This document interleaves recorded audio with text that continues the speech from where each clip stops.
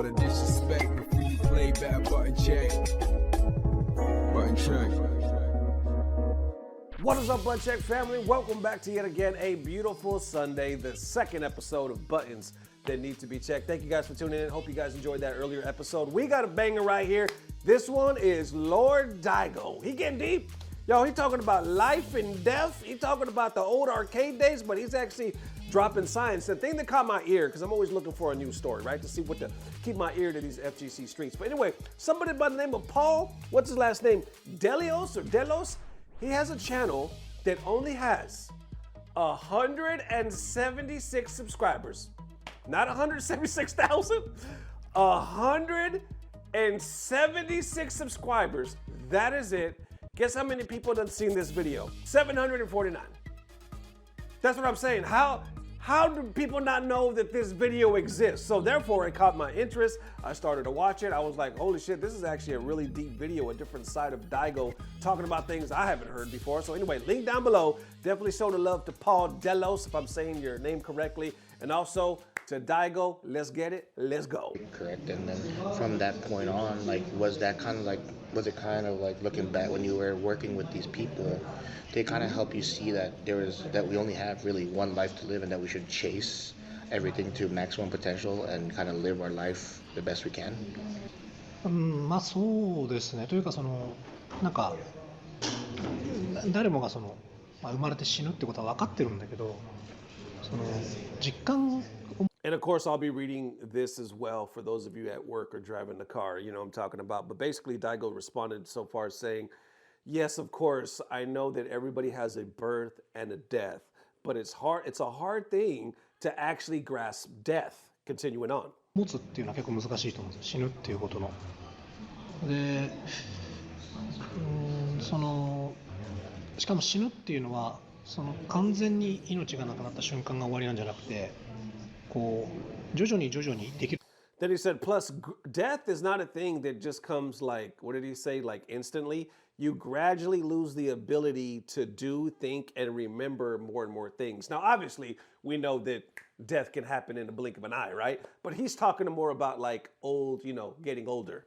ことが減っていったりとか、考えることができなくなったりとか、覚えてることが減ったりとかっていう。だからいきなりバンって終わるんじゃなくて、徐々に終わっていく。だから。So he's saying it's not sudden and instant that you lose things. The way to look at it, for example, that even if you're going to die at 80. 自分の認識としては、例えば80歳で死んだとしても、徐々に。Little by little. 20代の時とさ、なんていうのかな。20からの30と70からの。He said what you could do in your 20s and 30s is completely different from what you could do in your 70s and 80s. やっぱりやれることも全然違うからっていうことをやっぱ施設で見て実感して、だからHe said seeing this at work truly helped me grasp it. And also, I guess it made me feel like I couldn't afford to let a single day go to waste. だから一日も無駄にできないなっていうか、そういう気持ちにさせられたんですよね。で、やっぱいる人たちの中には、若い時は社長やってましたとか、なんか銀座のなんかどっかのデパートで受付をやってましたとか、見る影もないんですよ、みんな。だけど。He said among the people, I guess, who he's referring to right now, he was like there was former CEOs, there was former receptionists. He was like there was practically no trace left from their former selves. そういう話を聞かされて、この人たちの若い時やったし、この人たちも。It's like, but I got to hear their background stories. These people were once young and vibrant and hardworking. 元気だったし、もう一生懸命生きてたし、でもまあ最後はこうなんだっていうの。もちろん。But this is how they ended up, and of course, the same thing will happen to me. もちろん自分もそうなるわけだから、まあそれまでが勝負なんだな。So until then, I have to make it count. It's not about the moment your life ends. It's about making the most of the time your body and mind have. 瞬間が終わりじゃなくて、それも本当に体が動くうち、頭が働くうちが勝負なんだなっていう、まあそういう感じです。That's the idea anyway. So check this out. Like I said, props to Paul, man, because he was actually some deep questions. I haven't watched the whole interview. There was just 2 parts that I'm going to cover with you guys. But anyway, that's true. Like, if you ever talk to somebody like a senior citizen or something like that, I used to actually do work at an old folks home with my mom, like when I was younger.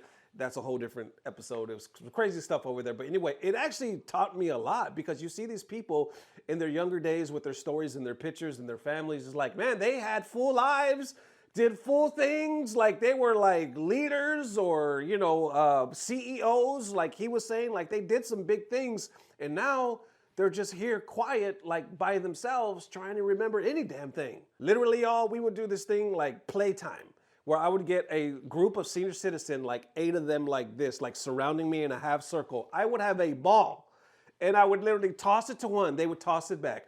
Toss it to me, they would toss it back. And I would do that to all of them. And that was one of the highlights of their days.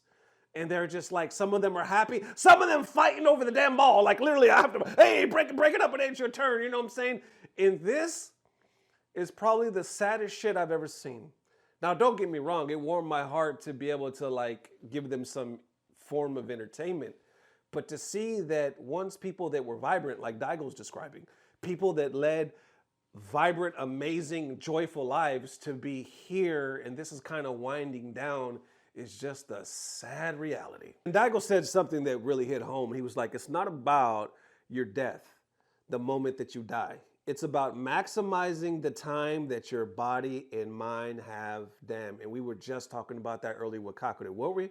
This kid is only 28 years old, and his mind and his body already basically telling him time up. You know what I'm saying? He maximized it. If anybody maximized their 20s and their teens, Kakuru did the shit, right? If this is it for him, Lord forbid it's not. But if it's it for Kakuru, he did the damn thing, you know what I'm saying? Let's all hope that he comes back. But what I'm saying is like, you don't know. Your shit could be over at 28 like Kakuru, like I said, hopefully he comes back. Or it could be, 60, 70. But it's not about focusing on that. It's about maximizing the time you have. And I want to let y'all know, Button Check is getting older. You know what I'm saying? Some of you know how old I am. Some of you don't. But I think about it every day. I'm watching my kids get older. I'm watching the FGC get older. I feel older. My body is doing damn things that I don't even understand. Aging is a son of a bitch. Don't get me wrong. It's a blessing because the whole point of living, let's be real. The whole point of living is to age. It's to grow old in this, your golden years, as they say. Enjoy it. But the shitty thing is, you gotta enjoy it now because them golden years turn to like dust. You know what I'm saying? So you gotta enjoy that pocket. Like when you were playing an arcade with other people, and how much the game has changed to be online, and there's people going to locals very infrequently. Overall, just. Do you ever miss those times and how we've just been able to play online now rather than go to arcade or place to play? そうですね。ただ目の前のことでいっぱいいっぱいなんで、そんなに頻繁に思い出すってことはないんですけど、たまに思い出したりはしますね。So basically now he's talking about the arcade days. So Daigo gets deep on this as well. He's like, do you ever miss those times of the arcade days as to the way they're now? Daigo starts off by saying, yes, I do. But there's always so much going on in the present. So it's not something I recall that often. で、大きく違うなと思うのは、自分はゲームをすごく好きで真剣に子供の時からやったつもりですけど、当時のゲームセンターに来る人たちにとってゲームは好きでもあり、居場所がないからそこで時間を過ごすっていうそういう場所だった。多分そういう。That's deep. What he just said. The arcade was a place for people that love video games, but it was more than that. It was a place for people that had nowhere to go. Some people would just go there and they just wanted to hang out. They had bad family lives, He's about to talk about all this. I'm giving it away too much. But anyway, he's talking about the importance of what the arcade represented to people back in the day. 多分そういう意味合いの方が大きかった。ですよね。だからゲーム好きだからっていうのはあるけど、それ以上に家に居場所がない。例えば親と仲悪いとか、そういう人たち。He's talking about people that had bad relationships with their parents. It was a gathering place for such people. そういう人たちの集まりだったんですよね。だから極端なこと言うとみんな別にゲーム。He said you could even say that being good at a game was optional. people just wanted a place to spend their time after school or work. 場所で学校とか仕事終わった後の時間がそこで過ごせればそれでよくてっていうそういう時代だったから、まあ、今はそのゲームっていうの He said that's how it was in those days. Nowadays, if you're good at a game, you get praised, it makes you appealing, it earns you money. とかかっこいいとかお金になるとかっていう時代に変わったんで、そういうちょっと家に居づらいなとか、むしろ家でゲームしてるのが家に居やすい人たちですよね。家庭 So now it's not about avoiding your home. In fact, if you're playing at home, you must be okay being at home. So it's quite the opposite. ですよね。家庭環境が結構いい人たちの集まりなんじゃないかなとすら思うんで、そこははっきり逆転したなっていうか、家になんかいらんないよっていう家庭環境の人たちの集まりだったんで。He said it used to be a gathering of people who couldn't stand to be at home. そこはまあ180度違うなと思いますが、You use it. And with that being said, you know, I'm a 80s kid, so I grew up in the arcade as well. I remember when my parents would drop us off in Modesto at the Regency with $5,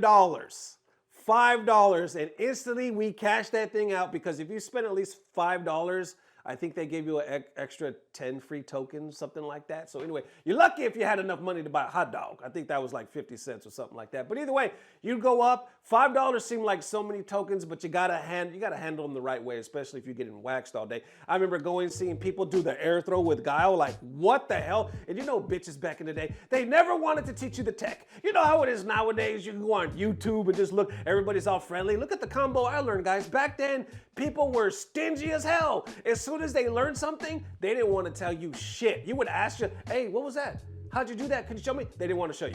Literally, they kept it a secret as if it was gonna make them a millionaire. You know what I'm saying? Like, why were we so stingy back in the day? Do you ever think about that? We didn't do shit with it. Nobody was becoming a global phenomenon with that shit. Nobody wanted to share the tech. You had to be like their best friend or something like that. But every now and then, somebody would leak it, and you would be like, holy shit, that's possible. I didn't know standing flash kick was possible in the game until I saw a dude doing it. Shit, I saw a left-handed guy playing with his hands crossed for the first time. I'm left-handed, but I never could play crossed. I never even imagined that. But anyway, sharing tech, going, you meet the people that were the local legends. Sometimes you enter a tournament. It was just one of those things where you went, I mean, you stayed damn near all day. Anyway, Daigo Umehara, y'all, longevity secret, adapting to Street Fighter 6 and beyond from Paul Delos. Link down below if you want to watch the whole thing. How long is the whole thing? It's over 10 minutes long. So like I said, dude, the guy only has 176 subscribers. That is it. Only about 700 people have seen this. I'm like, this is a hidden gem. It really is. So anyway, congratulations to Paul for doing a good job on this interview. Thank you guys for the amazing love. This is the second video of the day. Tomorrow I will drop another one. And as always, I don't know what it is, but I know somehow, some way, it's about to get better. Love y'all, man. Peace. Blah, blah, blah. Subscribe.